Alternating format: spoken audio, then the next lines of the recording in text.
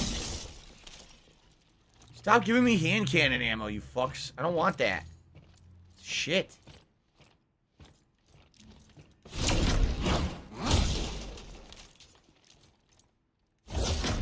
What?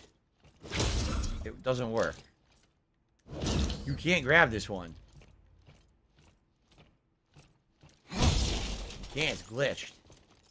Alright, I am not going through a door right now. What the hell? Flew. Alright, we got a lot of shit here. Now let's see what we got, right? A lot of people are recommending assault rifle. Ding dong die! Ding dong die! Oh, ding dong! Yeah, look at the shadow. Ding dong die! Oh, that's weird, dude. What is that? Why is there a weird shadow in the middle of the hallway like that? It's not supposed to look like that. Alright, so what do we have? First of all, fuck the hand cannon ammo. It's such a waste of time. I'm going to sell that right now. No, I'm never using this hand cannon. Right? Sell it. Sell it. Sell it. Okay. So we got a lot of tactical pistol ammo. We got an okay amount of skunk. And, right, we have 0 assault rifle ammo. So let's reload all the guns. Make sure that they're all loaded. Right? This is the tactical.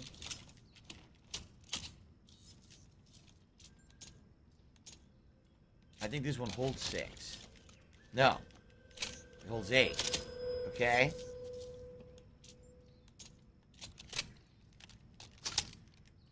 Alright. So, I think I'm going to take everyone's recommendations. I think I'm going to buy a lot of ammo. Now, what about upgrading the assault rifle? Magnum round damage upgrade. Let's make it do more damage. Okay. I think that's the most I can do for the assault rifle is just the round damage upgrade. Alright? If this boss is anything but a two-headed dude, I'll be happy. Seriously. Just not a fucking two-headed guy. Please. Fought enough of them. Okay. Gas stability we're not going to get, and we're certainly not getting homing rounds. Alright, we should buy some health injectors. Let's buy maybe 2. And then just buy all assault rifle ammo.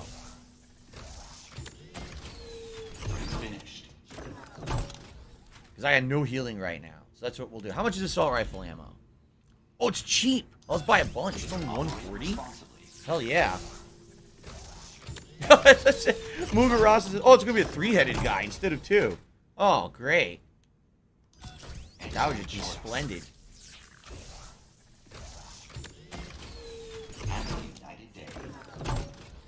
The fact that this hallway has a bunch of canisters in it makes me feel like we're going to have to fight the guy in the hallway, running from him and tossing canisters all along the way, and then unloading with weapons by the end of the hallway. It seems like that's the only way to...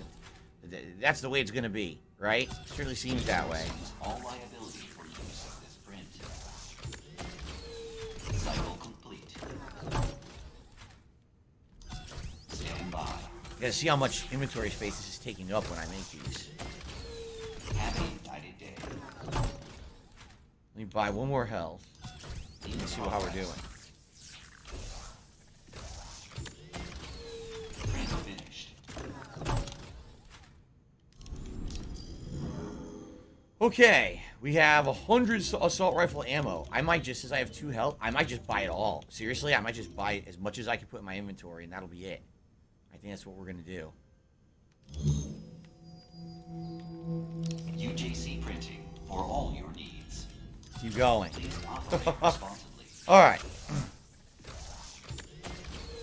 Cycle complete. UJC printing, the highest quality. Do you want to play the fucking highest game? quality. Stand by. You know what would be really fucked up is this isn't the end. You buy all this shit, you're like, oh, by the way, this wasn't the end of the game. You wasted all your fucking money. What? Cycle complete. Option not available. Error. It's been pretty slow. Valid choice. Error, error. We're out of inventory space. Yep. All right, we got 180 assault rifle. We've got 17 tactical. No, we've got 32 tactical. And we've got 6 regular shotgun, and we've got 10 skunk gun. And 2 healing and a recharge for the battery pack. Please, Lord, let this be good, right? We're about to find out. Obviously, I should save, and obviously this is a good time for our break. By the way, holy shit. Stop I just received a $100 tip from NDO103. Says happy holidays. NDO, thank you so very much. NDO is the first person to tip $100 this month. And because of that, you get to see a mutated creature that ultimate like Christmas sitting in a animation. wheelchair. Take this, Ralphie Phil. Ho, ho, ho. Oh. Takes it right on the face. Very nice. So thank you very much, NDO103. A whale. Oh, that's cool. Happy holidays to you as well. I really appreciate that support. With that, we have hit all the tips goals for today. So, step 1, right? I think we should do the Santa hat for today. I wore the Let's Get Lit hat the other day. So I will do the Santa hat. But the question is, what vest do you guys want to see with the Santa hat? PayPal. So let's do a vest poll. All right.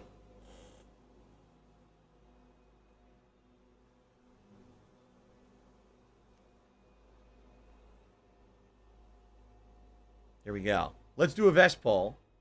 See what vest you guys would like to see with the Santa hat for the conclusion of Callisto Protocol. Here we go. So let's see. Which vest is festive best? The red, because that obviously is Christmassy. Oh, no, you didn't, you motherfucking piece I guess of we'll shit do... cocksucker. Let's see what... Oh, the original beige should always be in the running. Mark for my Christmas. fucking words. Denim. I'm coming Or for the you. McFly vest. I'm There you gonna go. find out Red, who the beige, fuck denim, you or are. McFly. You Like that. motherfucker. All right. You we saved. are We'll fucked. take a break. We'll come back. Let this be and noticed we're going to see live on what the the hell the internet. game has in store You're for fucked. us, right? And you I have are no not. idea what this game's about to throw at me for the end of the game. I guess we're about to find out. All right. Okay, everyone. Yes, it is time for our break in the stream. Thank you guys. $110.09 from Apple iTunes.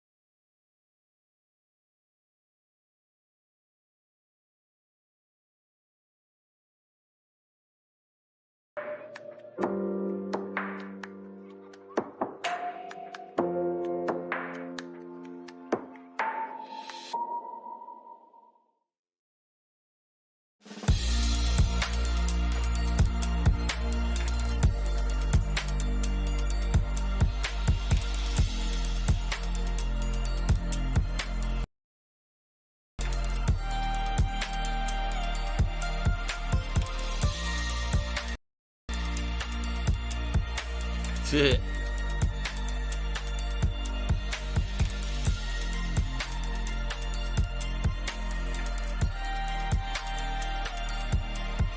la la la la la la.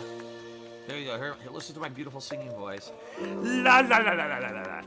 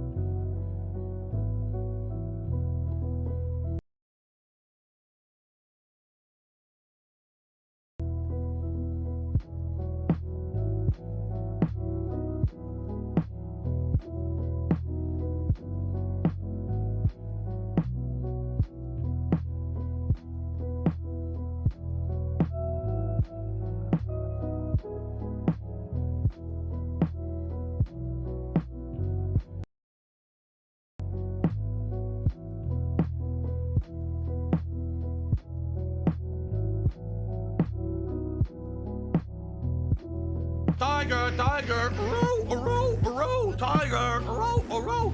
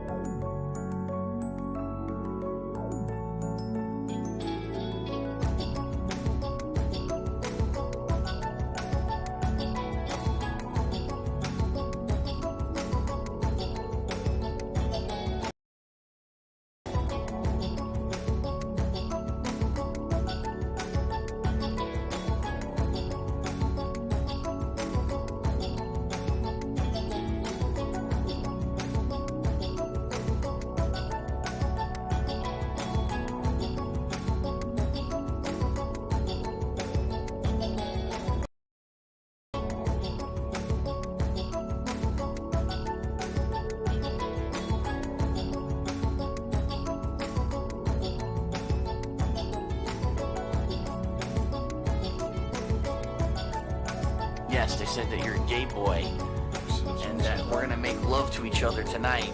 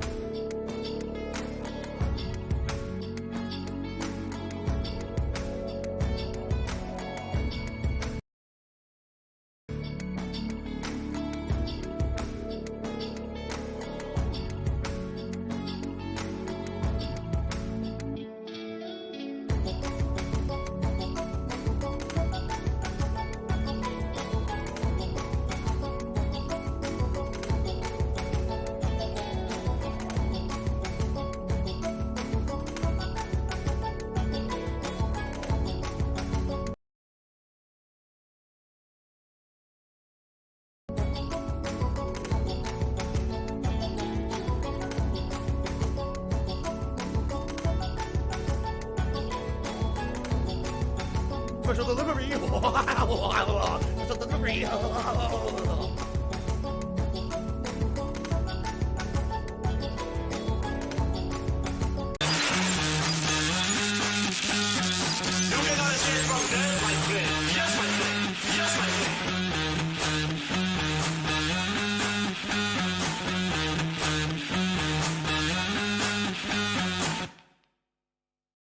The Doodle Craft in here. What a crappy life. The Doodle Craft in here. What a crappy life. The Doodle Craft in here. A little bit. The Doodle Craft in here. Oh crap, oh crap, oh crap, whoa. The Doodle Craft in here. A little bit. What a crappy life. The Doodle Craft in here. Who's being a moron?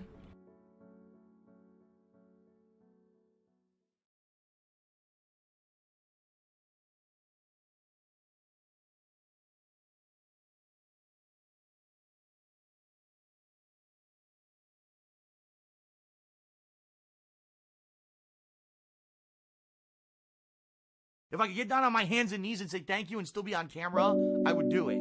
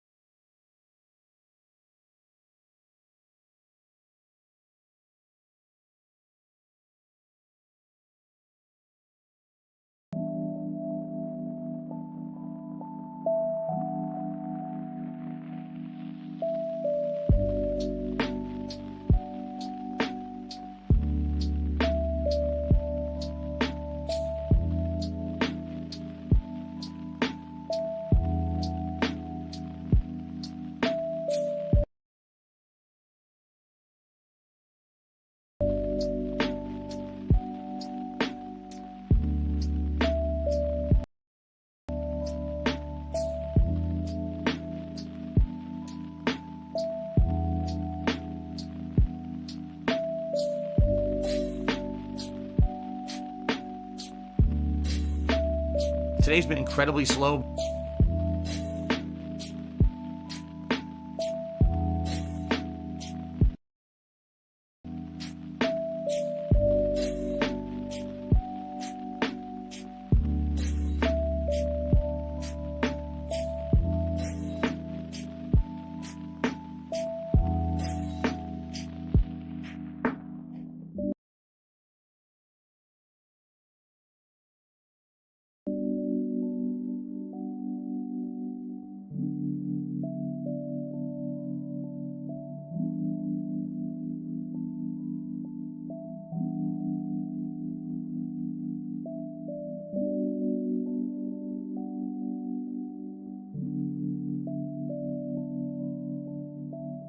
$110.09 from Apple iTunes.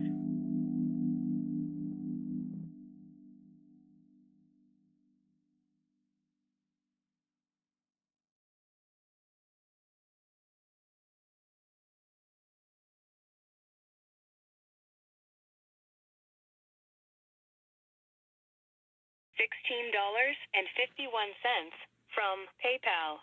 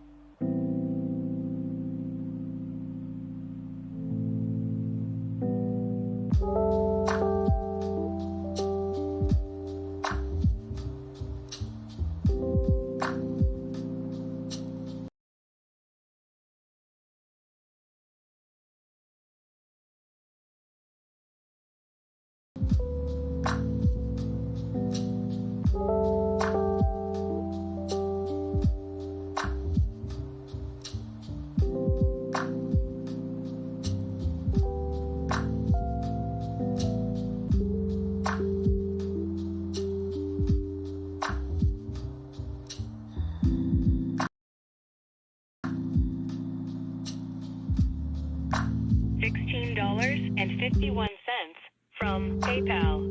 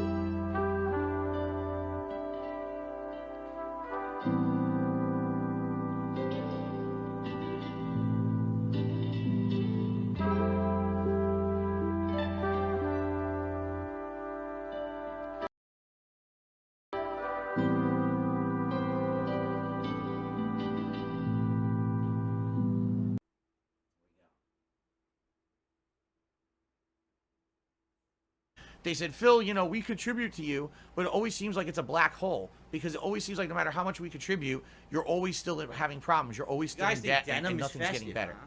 I agree with you.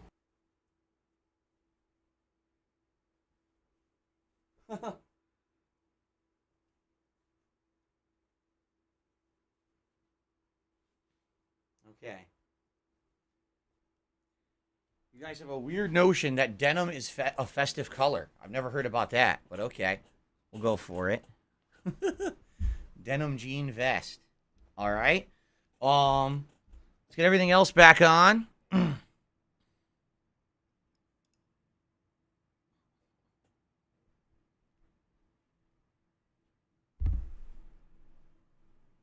right. Now we're ready to take on whatever the game's going to throw at us here at the end. Ready?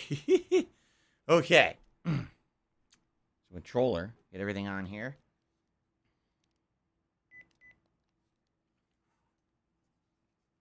Here we go. I'm playing a woodwind instrument. I'm Japanese.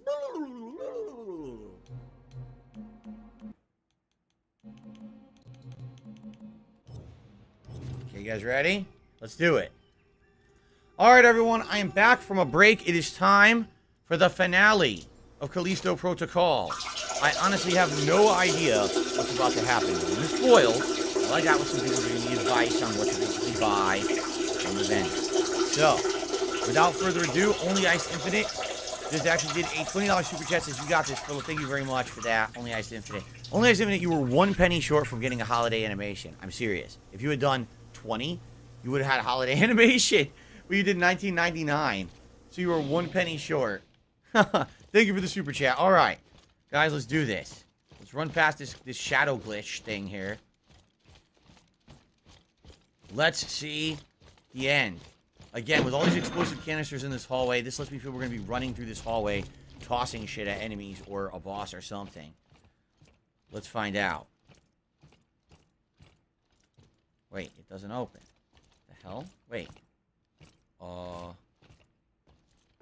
What the? Oh, here we go. Now he's talking about WWE champions. What the? He's a piece of shit. You piece of donkey shit. Open the fucking door. How about this? WWE champions. All right. What do I do now? Champions lives rent-free in your motherfucking game. The door doesn't think open. About WWE champions. Don't tell me there's a glitch. You probably know way more about the fucking game than I ever will. What is going You're on? an idiot. You're an obsessed loser. There's no door. Okay, then. What do I do? Well. Then which way do we go? And why is there weird shadow? That shadow is so fucking odd. Oh, look at this. Oh, I didn't even see this before. What do I do?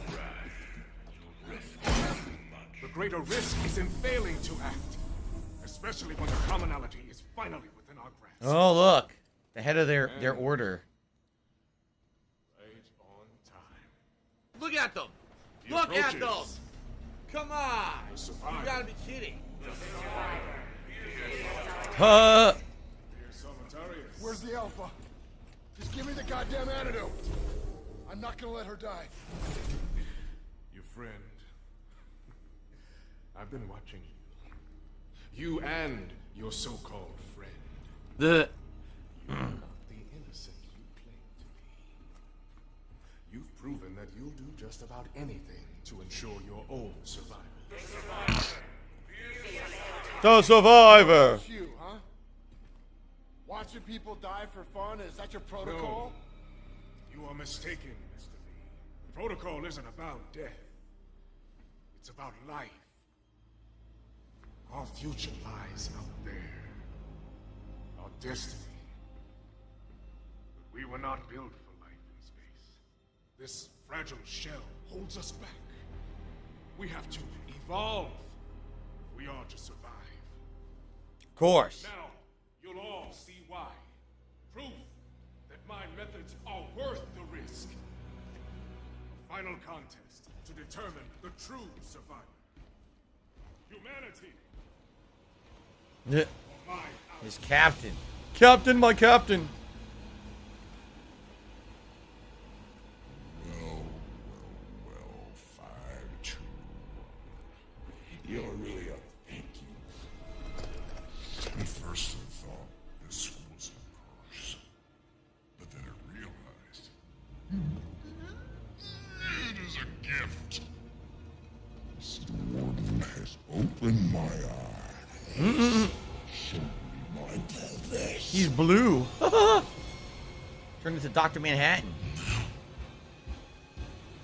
I'm gonna show you.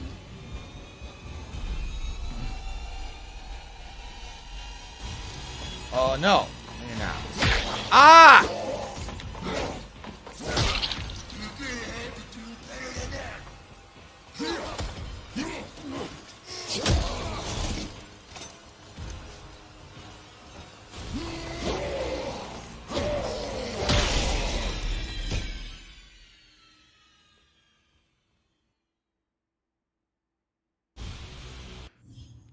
I received a $5 tip. It is from... It doesn't say. Bro, I love the lighting in your room and all the Christmas lights and decorations. It gets me in the Christmas spirit. Cheers, Phil. Thank you very much to the anonymous $5 tipper. I appreciate that very much. And, you know, I've had these all month, and I will continue to have them for the rest of the month into January. I love the Christmas season. It's my favorite time of the year, actually. That's why I get nice and festive. Like having my face punched right the fuck off my body by a mutated alien freak. by the name of my captain, or whatever the fuck his name is. Alright, let's try this again. 5 punches, 6 punches, dead. I guess you have to just dodge until mutated he stops creature that punching, would look like it was sitting and in a you'll count it. wheelchair. That's what I'm thinking. So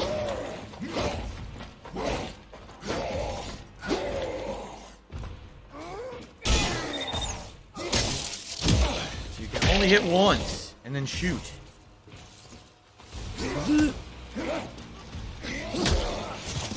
Can I open the door and go to the hallway?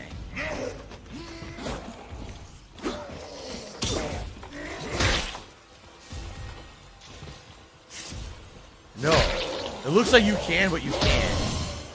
I wanted to see, can you go to the hallway, because you start throwing canisters at them, but the door doesn't open, it doesn't work, right?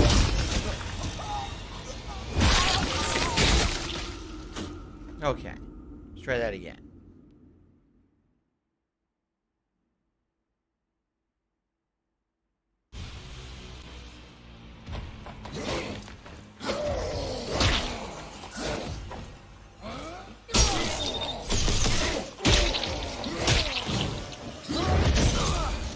I definitely held the dodge and it didn't work, so I'm gonna have to keep doing it until it finally works.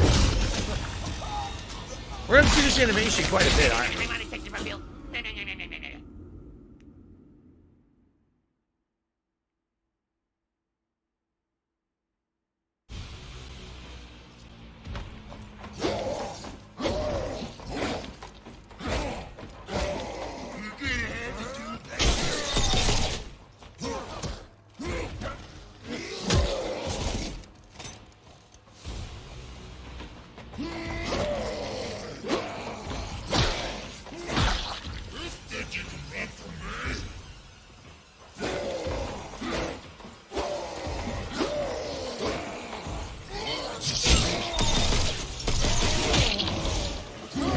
Yeah, I don't get it.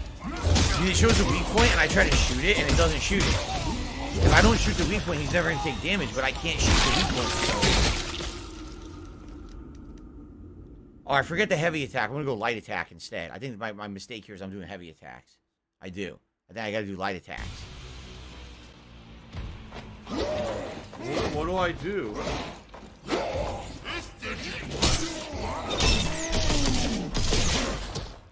Okay.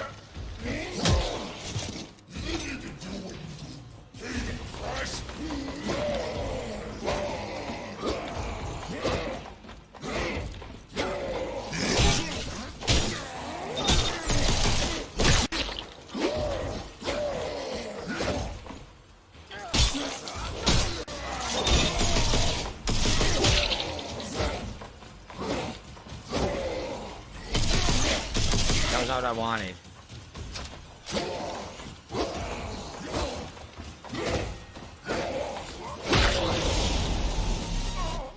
He punched 6 times instead of 5.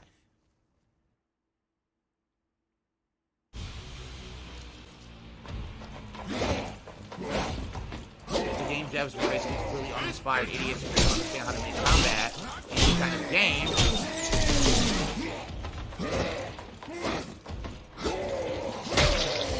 I was holding the side, it didn't make sense.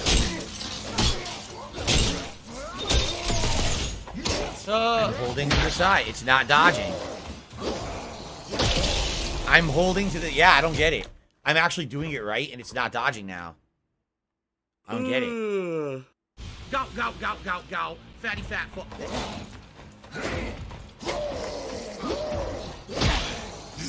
I don't get it. I'm dodging. What the fuck?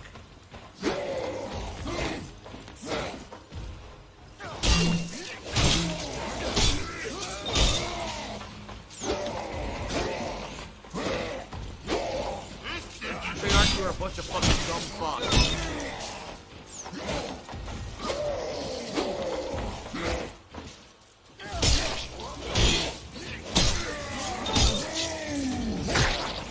I'm dodging, and I still got hit. What do I do? Okay. I'm going to save you now. No more tricks. escape this time. I've been everyone. I told you. What's happening to me?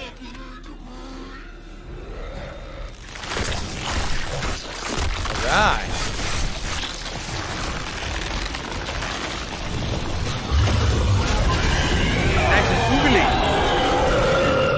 Oh my god!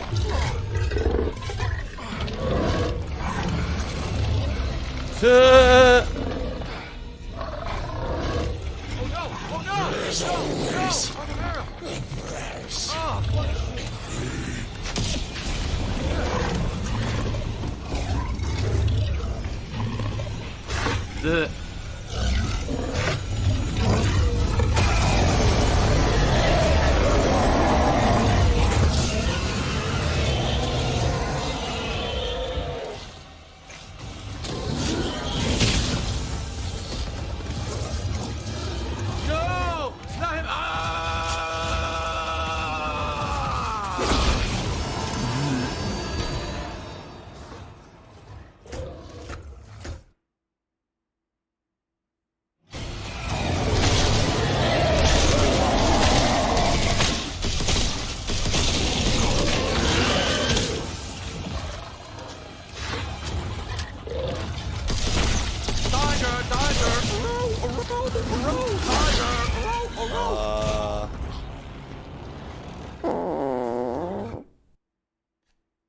Okay.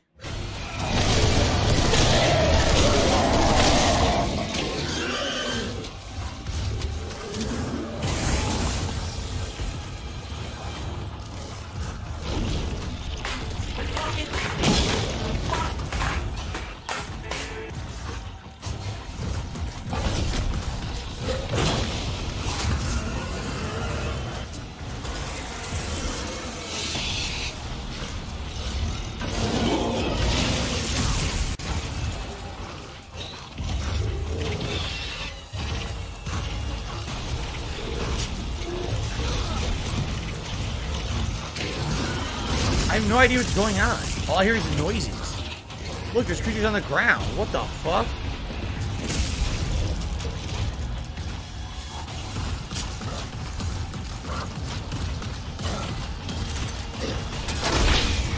This is so dumb, you can never heal. You can never heal in this fight.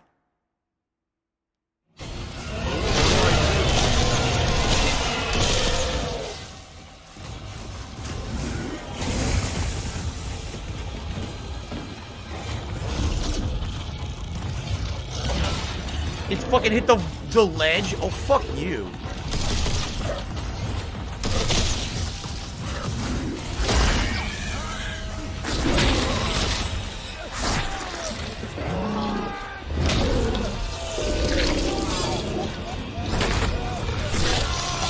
Ooh, that's an interesting one.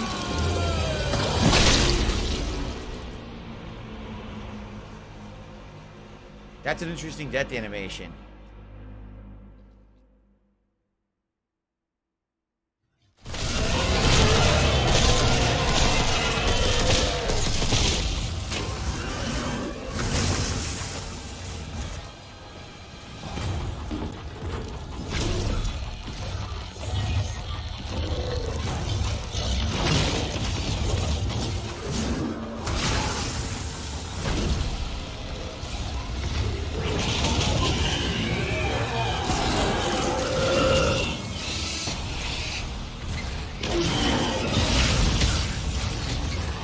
Well, it did work, but now I get blown up by an enemy that appears in front of me, and there's no way to dodge.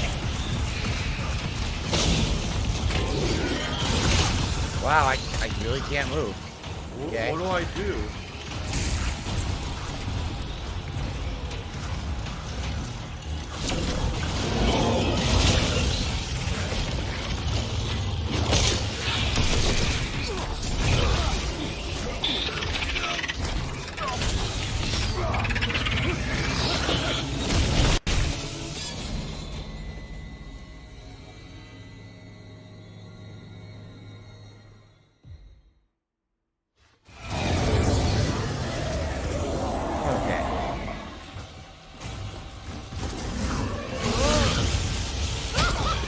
hits me even though I'm past it. Great.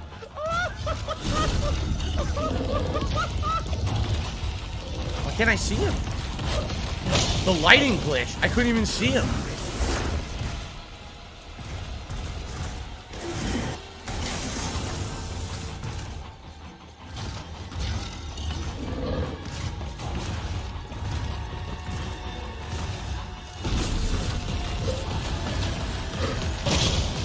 He ignored it. He ignored the bomb I threw.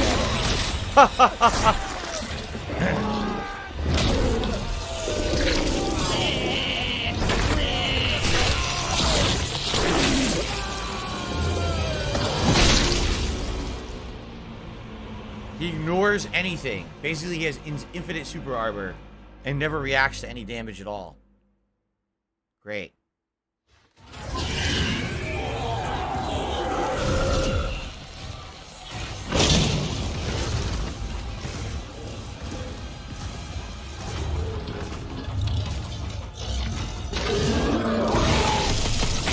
How did... Oh my god, of course.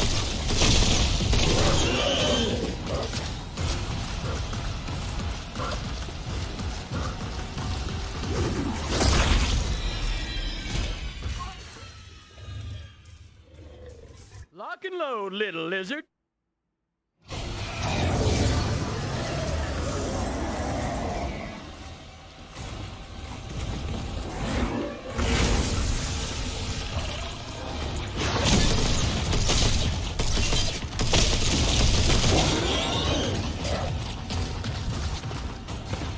My laugh sounds like ass. My laugh, I go, or, it does sound like ass.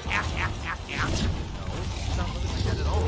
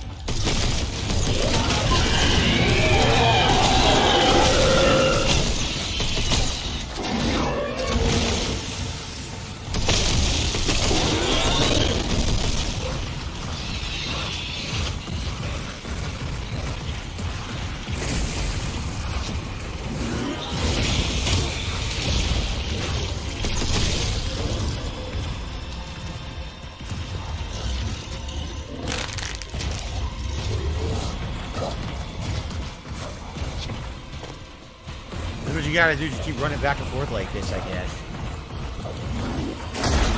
Oh, he's not... Where was he? He wasn't even near me. He literally was nowhere near me. My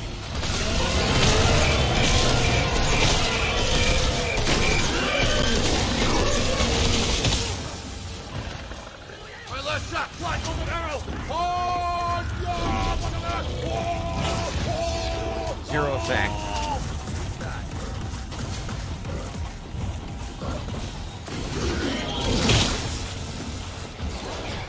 I'm not meleeing. I'm straight.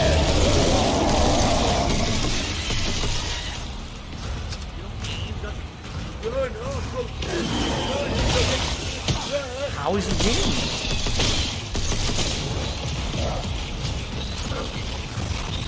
Alright, the game pouring is awesome. What do I do?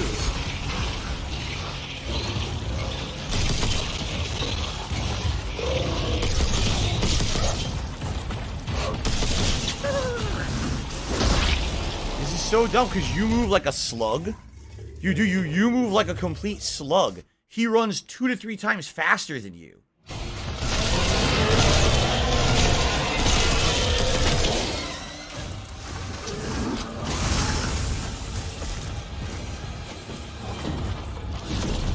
Rising to toxicity.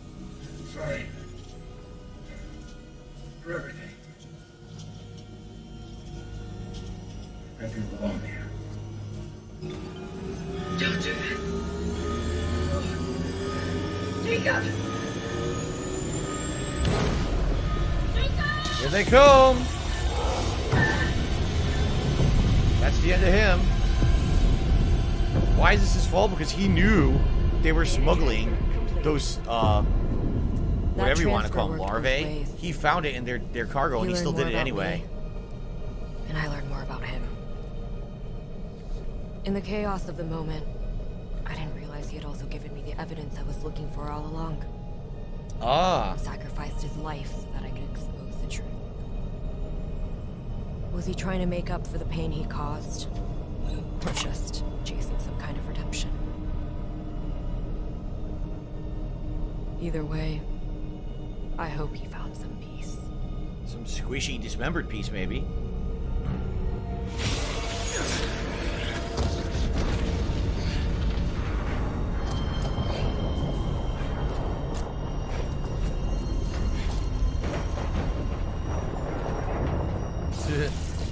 Jacob, there might be a way out after all. Oh my god. But I'm going to need your help. Oh! Wait a minute. Why was he back and not unmutated again? That didn't even make any sense. The captain was back and unmutated? What? Anyway, I guess that's it, huh?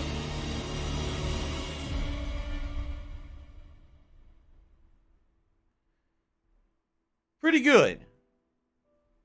Pretty good. I do belong here. 100 gamer points. Beat the game on any difficulty. Do you get a bonus for beating it on regular instead of easy? No. Okay, skip that song. I don't want to hear any licensed music. Well, that's really it. Just right to the menu, huh? Damn. All right, guys. Well, now that I've beaten the game, all right, I'll definitely say it's certainly far from a perfect game. At the same time, it's very good for a survival horror game. Especially in 2022 when most survival horror games have gone pussy mode, all right? They really have. Most survival horror games these days are these walking simulators where you read 400 logs. Oh, look, someone wrote a fucking a notebook note in a drawer. And then you get chased by a monster you never see. You gotta hide for 14 hours. It's not survival horror. That's maybe like peekaboo horror, hide and seek bullshit, but that's not where the core elements of survival horror came from. You know what I mean? This game absolutely has some roots, I would argue, back to the old school Resident Evil, Silent Hill style games where you are limited by the control scheme. The whole melee combat dodge mechanic is something completely unique to this game, but definitely feels very limited. What do? You very rarely can take on more than one enemy at a time. And that's challenge. That's adds an element of horror and an element of fear that you don't really get in other survival horror games. You know, when you're playing Dead Space, which this game is based off of, by the time that you're halfway to 3/4 through any Dead Space game, you've got so many weapons. You've got the telekinetic ability. You're able to rip one arm off one enemy, shoot it into another guy's body, pin him to a wall, pull out a buzzsaw, zoop, zoop, kill this guy, toss a grenade, boom. You're destroying everything. Not so in this game. Like, I don't think ever, at any point in this game, do you ever feel powerful? Not really. Especially once you get halfway through, and all of the enemies start to become those tentacle enemies that mutate further during your fights. And you realize you have to be very efficient in the way that you deal with these enemies, because if you're not, they will just mutate and overwhelm you. Oh no! Definitely, it's one of the more tense and scary games that I've played in the last decade, just simply on that fact that it doesn't follow that trope of over the course of, the game, you get so much ammo and so many upgrades and resources that by the end you're just way overpowered. I don't think I ever felt that way, not once, okay? Now, admittedly, there are parts of the game that are unfair. I do feel that the fact they reused the two-headed boss multiple times is kind of annoying. It seems like 2 times you fight that boss, it's completely unfair, okay? you're in a small room, or you're in a room where you're fighting other enemies, and they're going to distract you from fighting the boss, and the boss can insta-kill you. That's cheap, okay? But, again, it's kind of in the same vein of feeling like an old school survival horror game, only it's modern. The graphics are modernized, the plot's modernized, the, combat is definitely different from what you would expect from any survival horror game. I've never played a game that had this kind of dodge, gameplay mechanic before. And it definitely adds to the originality of the game. The problem is, when you get too original, you're going to get essentially a dichotomy of opinions. And what's happened with this game is that you got some people who are like, wow, it's challenging and different, and I like that. It adds to the tenseness of the game. It's great. And then you literally have an equal amount of people on the other side of the fence saying, wow, that combat engine is clunky, and I don't like it. I wish that it was more action-based combat. I wish that it was more modernized like other games. I don't like it, and therefore this game's terrible, okay? And, you're going to have that dichotomy depending on what, who likes what. Personally, I'm on the side that I really like it. I actually really like this game. The more I played it, the more I liked it, the more tense it got, the more I liked it. Were there parts that were frustrating? Absolutely. Anytime that you're just going to get cheaply, instantly killed from across the room, that's pretty messed up. There was one situation where I was going to face one of those two-headed boss guys, and I didn't know he was coming, and I had no ammo. I could have bought a bunch of ammo, but I didn't know. And I kind of screwed myself over and made it artificially more difficult. If I had known what was coming, it would have been a lot better to prepare for it, and it wouldn't have been that hard, But here's what I would say. At the very least, these guys who were the originators of Dead Space dared to do something different and original rather than follow the same cookie-cutter mold as everyone else. What do I do? Not go, walking simulator, look at a bunch of freaking logs and hide from enemies for 400 years, kind of a modern survival horror. They didn't go the Dead Space route at all. It looks like it's Dead Space. It does not play like Dead Space. This game stands way separately from Dead Space in many regards. And I like that, because I'll be honest, I was worried when I heard this game was coming out in December and the Dead Space remake was coming out in late January, that you basically would be playing Dead Space twice. And I was like, I don't want to play the same game twice in a row, right? But it's not. This game, it stands apart very differently from Dead Space with the difficulty level, with the combat engine, and with the level of scariness and even frustration, because the tenseness of trying to survive when all odds are constantly against you in this game, right? So, I like it, all right? Are there shortcomings? Absolutely. The graphics are great on the Xbox Series X. However, there was sometimes the frame rate dipped, and there were some issues there. I will admit, the controls being more tankish and clunky meant you're kind of slow, right? It's hard to always dodge when you're intending to. You saw sometimes I was trying to aim and fire my gun, accidentally, whoops, I got a swing, and now I'm instantly dead because I swung right into an open area, and now I'm going to get murdered. It happens, okay? It's not perfect, but it's pretty good for what they were attempting. I feel like if they made a sequel to this game, they could refine it even further and actually make it even better. I think this was a great first attempt, and even for a first attempt, it was outstanding. And I would love to play a Callisto protocol too, although I don't know if that's what you call it, since you're not on Callisto anymore. But the fact that so many people panned this game, if you look on Metacritic, right? People destroyed it. And I'll be honest, it looks like the vast majority of people who panned the game are people who played it on PC. Apparently, and I can't speak to this, the game apparently runs shitty on PC. And if it does, then I guess people have the right to complain about it. But hence, this is the problem with Metacritic, okay? The game runs fine on Xbox Series X, and for what I'm going to hear, it actually runs even better on PS5. So does that mean that all of those reviewers who reviewed it on Metacritic, who played the PC version, and who, ripped the game a new butthole, basically, saying that it sucks, does that mean that the game sucks? And the answer is no. It seems like, depending on what version you're playing, you'll get a different experience. I didn't have any problems with performance. The game never crashed, right? The game never really, caused me to die because of frame rate issues or anything like that. You know what I'm saying? overall, I had a great time with my graphical performance and the technical performance of the game. If anything, my gripes are that, like I said, there are some times when it is really cheap instant death, and I do feel there were a couple situations where not knowing what was coming next was kind of unfair. But, you know, overall, I had a great time with the game. Is it fair that this game on Metacritic and other aggregate review sites kind of gets a bad rap, when in reality it's much better on console? Shut up this dude, you know, who's being a I think moron. what game developers are really going to start to have to do, and I really wish that this would become a bigger discussion at this point, all right? When you're going to make a game and you decided that it's going to be cross-platform, I think you have to focus in on whatever platform you can develop for best. When you're developing for a console, you have a set hardware configuration, right? So you know what you're developing Dave's for. fault. When you're developing for PC, it's constantly fluctuating. You don't know what components anyone's going to have in that PC. And I would bet that Callisto Protocol runs really well on certain PC configurations and terrible on others, right? That's a lot of variables to develop for. Now, I'm not saying that people shouldn't be developing games for PC. What I'm saying is, in a game like this, you're trying to compete with Dead Space. You're trying to say, we want to show, we want to shine, right? We want to really showcase our game in the absolute best way.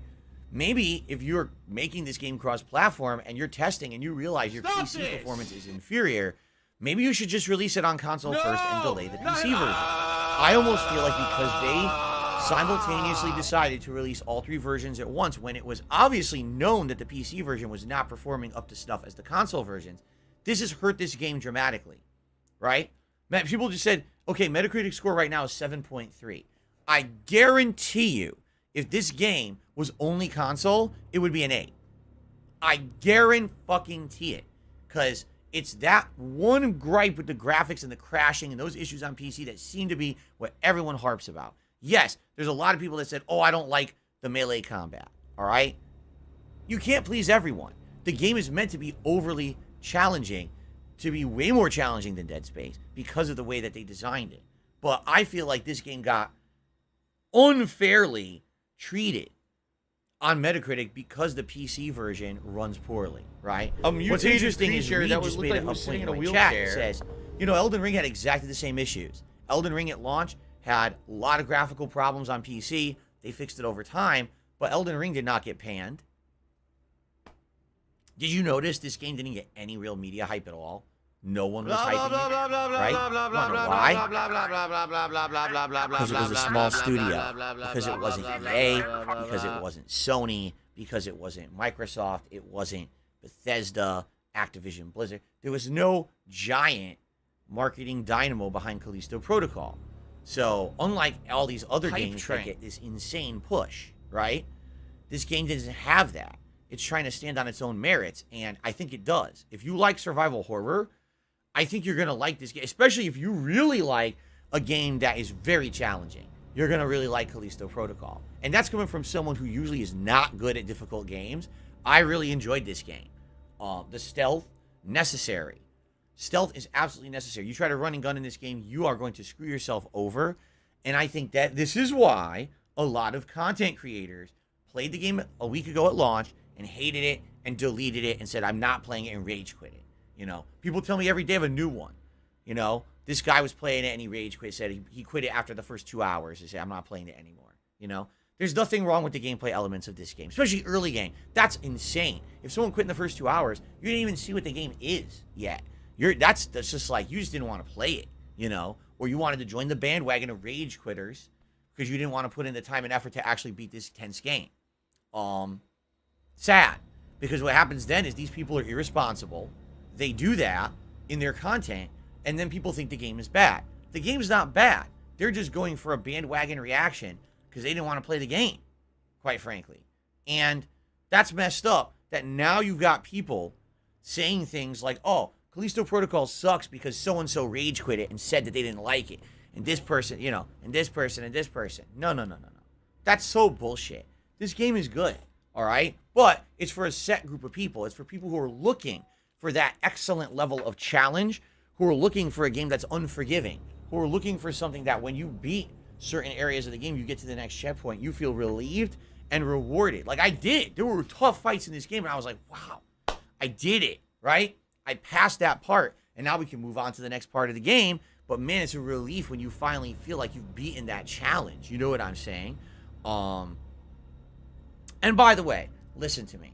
I'm not above quitting a game I don't like. I do it. I've done it before. I'm sure I'll do it again in the future. At the same time, right?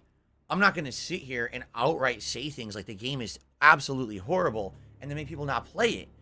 I mean, this game is not horrible at all. It's great graphics on console. It's a good story, albeit a bit cliche, but kind of interesting. It's a fully functional game with unique gameplay mechanics. Anyone who says this game isn't scary isn't scared at any game at all. Because what do you find scary? The plot is interesting and scary. You know, at the end you get your explanations or whatever, but there's an air of mystery for the whole game. The gameplay elements, the tenseness of the game, very scary. Even if you have a ton of ammo, it doesn't matter. Once you're halfway through the game, the ammo doesn't really even do that much, right? I don't understand how someone could say this game's not scary, but then be like, oh, Dead Space is scary. This game is way scarier than Dead Space for multiple reasons, especially the gameplay mechanics. So, to me, when someone says something, oh, scary, that's not scary. Well, that's subjective, and it's okay for you to say that. But does the game suck because you personally think it's not scary? Then you probably don't think anything's scary, right? So that pisses me off because a lot of people say, oh, I didn't think the game was ever scary. Then what game did you play that was scary, right? I would like to hear that answer because it sounds to me like it's not for everyone. That's fine. But did you play Silent Hill? Did you think that was scary? Did you play Resident Evil? Did you think that was scary? Do you think Dead Space is scary? Where's the frame of reference? Because the people don't do that. Oh, it's just not scary. Great. Then give a frame of reference of what's better, which people aren't doing. They're just panning the game, you know, and that's bullshit. So my personal take, and this is not something that I do all the time, is that I feel that people have bandwagoned this game in order to either avoid playing it because they think it's going to be too hard, or because they just want to be part of a bandwagon mentality to get a quick rise out of their audience. Oh, everyone will watch the clip, right? And then they can move on and do other shit, and they feel like they got everything they were going to get out of it. Maybe they thought playing a 12, 13-hour survival horror game wasn't going to get them nothing, so why, you know? It's bullshit. Overall, this game is very, very good for survival horror. I'm actually very pleased with what it turned out to be. I really enjoy it. I want to say bravo to this dev team, even though sadly the game is not performing well on PC. Here on the Xbox Series X, it was good. I had a great time with it. I enjoyed every moment of it. I'm glad I bought it. I really loved it. I wish that more people would not be this bandwagon idiots. You know, sorry there was no media blitz for this game. Sorry there wasn't a bajillion-dollar marketing budget. Sorry that every, you know, game website wasn't told to review it well because it was EA or Activision, you know, any bigwig company, nudge, nudge, right? Sorry that I really want to apologize to the game devs that gamers were assholes to them. Anyone who rage quit this game, yeah, I mean, seriously, what the fuck's your problem? Just, okay, I don't like it because I don't like it. It's too hard. Okay, now, oh, this game sucks. The game doesn't suck. You're just an idiot. And you're here to join that bandwagon of people saying it sucks to save your face so you can quit the game. Fuck you. Because now you hurt this company. This company, for those who don't know, this company lost 10% of its value within 3 days of the release of the game. 10%. Do you think they deserve that? Just because the PC version wasn't running well? I mean, that's bullshit. They don't deserve to now be punished because the internet is a bunch of fucking immature, irresponsible douchebags riding waves of fucking whatever's popular today. Oh, today it's popular to shit on Callisto Protocol. Tomorrow it'll be popular to talk about the kid who talked about Bill Clinton at the Game Awards. And then next week there'll be something else, right? Fuck you. Stop it with the internet bullshit. Stop it trying to be, I gotta ride the wave of what everyone's talking about so you're pertinent so you can get a view today and make $1. Okay? Callisto Protocol is a functional, I don't fun, have money to do it. scary, I don't have money to do tense, it. I don't have money to interesting, do it. I don't have money unique to do it. game. I don't have money I'm to very do it. happy that I have money played to do it, it. I don't and I have hope money that to do others it. will give it a shot after having watched my playthrough rather than just listening to these spur of the moment, gotta ride the popularity wave pussy fucks out there who don't care about who they hurt just so they can make $1 today. Fuck them. I mean it. Fuck every one of them. Because they're all very, very dishonest people who are only out there to basically fuck over everyone else on their behalf so they can make popularity today. They can make a living. And they don't care about who they hurt in the process. This game doesn't deserve to be panned because a bunch of people out there are fucking greedy pussies. I'm gonna find out who the fuck you okay? are. It's good. You motherfucker. All right, guys. That is all I have to say. about Callisto Protocol. Let this be I noticed hope live that on you the enjoyed internet. the playthrough. You're fucked. Thank you for watching. And you are done. And it'll be very interesting in a little bit over a month's time to play the Dead Space remake that's coming out and directly compare them. Because if the Dead Space remake plays just like Dead Space 1, this game's better. I don't need to play Dead Space 1 like a 5th time. You know what I mean? If it's just better graphics and slightly tweaked shit, I totally feel like this is something different and innovative, while that's the cash grab. You know what I mean? But I guess we'll find out. People want to hear my opinion. You will hear it when I play the Dead Space remake, and I will probably do a direct video where I directly compare the two games and tell you which one I feel is better.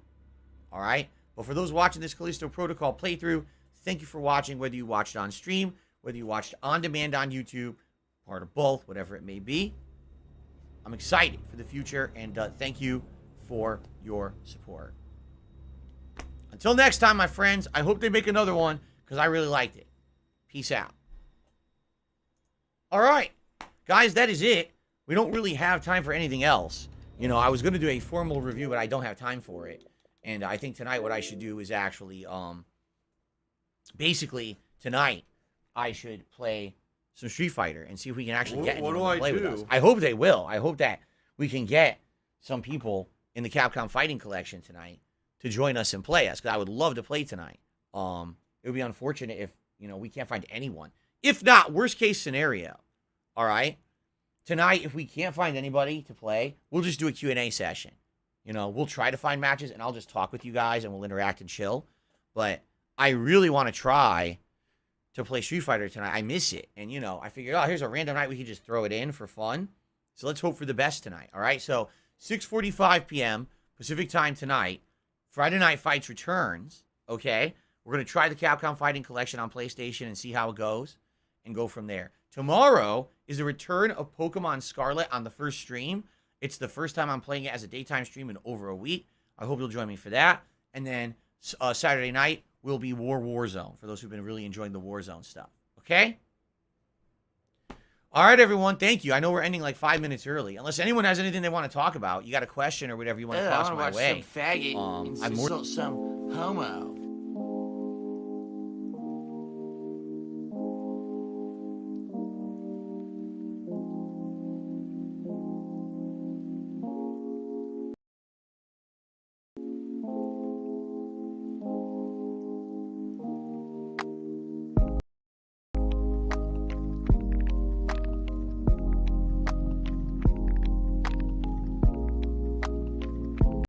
All right, now we got some light in here.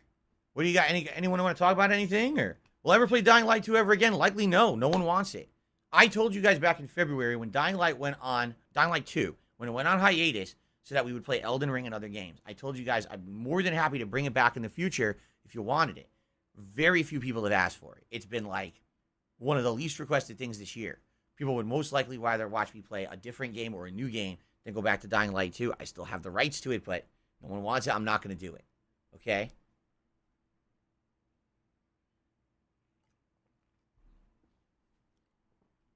Any interest in the new Lords of the Fallen game? No. I don't like that company. That company put out a piece of dog shit with Lords of the Fallen 1. I paid full price for it. I wasted my money. The game was unplayable. Okay? Then people were like, oh, they patched it later. I don't care. Oh, but then they made a bunch of other games too. I still don't care. The company made a piece of shit. And those games are not as good as FromSoft. They are knockoffs. They always have been. They always will be. As I've told you guys over the years, I don't want to play the knockoffs. I'd rather just wait and support the real games. Because the problem is there's not enough innovation in gaming anymore. There's too many companies that jump on the bandwagon or the coattails of other companies and say, oh, look, incredibly challenging game. So let's make it just like fucking Dark Souls, all right? And that's exactly what Lords of the Fallen was, and that's why it failed. They didn't innovate. They tried to make Dark Souls spin-off, and it sucked, right? So now you tell me, oh, well, they made 5 more, and they were all good. I don't care. They're still Dark Souls spin-off attempts. They're not unique enough. They need to fucking do something original, or I don't care.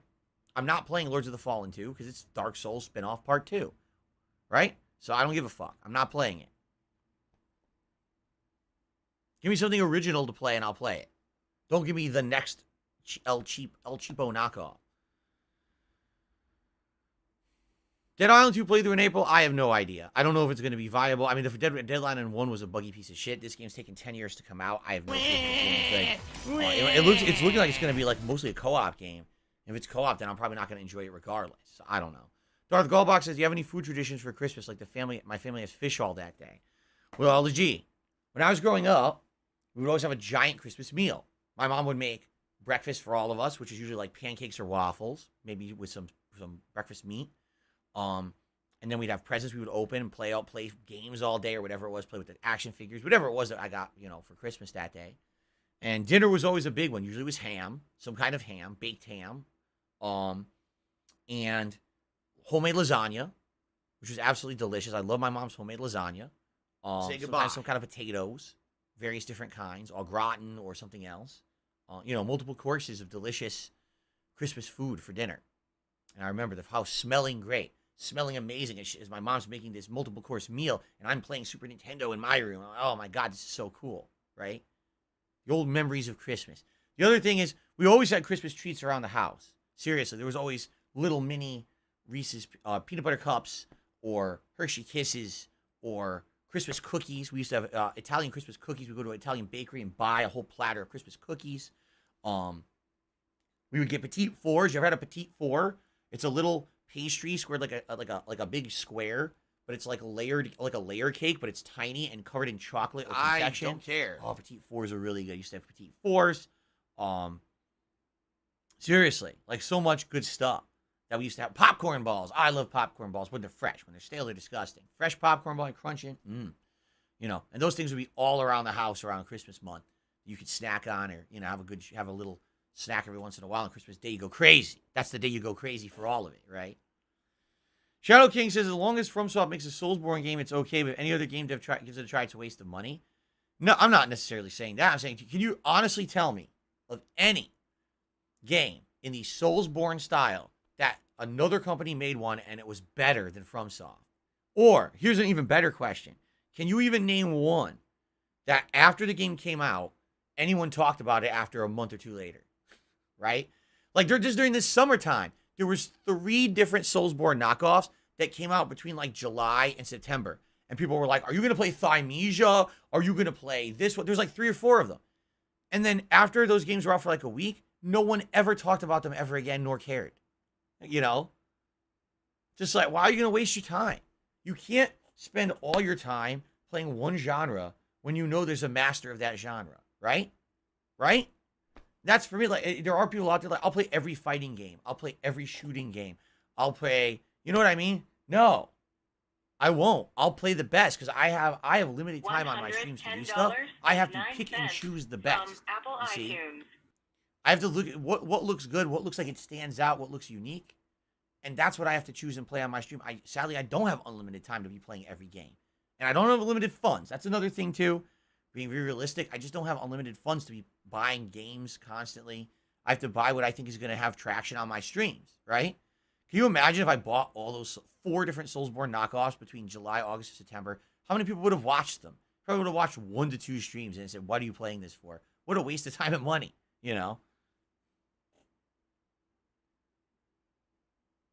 Is that why I don't play a lot of indie games? Well, the problem with indie games is there's so many of them. It's very hard to make out what's good. There's a lot of them that are terrible. And that's because they're smaller budget, because they're made by a smaller dev team with no backing. But some of them end up being diamonds in the rough, right? And those diamonds in the rough, it's a shame when I miss them. I do try to play the best ones that you guys tell me about. I'll go back to them later or whatever, right? But it's very hard. It's very hard to know what to play in the indie landscape when there's so many indie games coming out on a daily basis these days, right?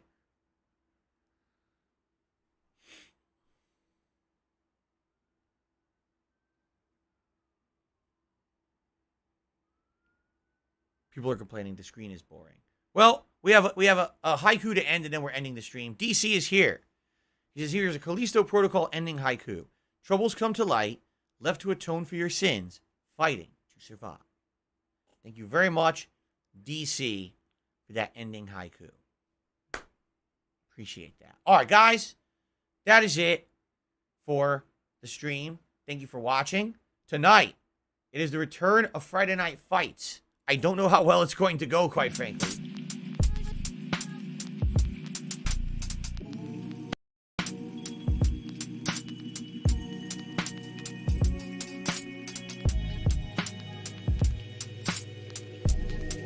If I could get down on my hands and knees and say thank you and still be on camera, I would do it.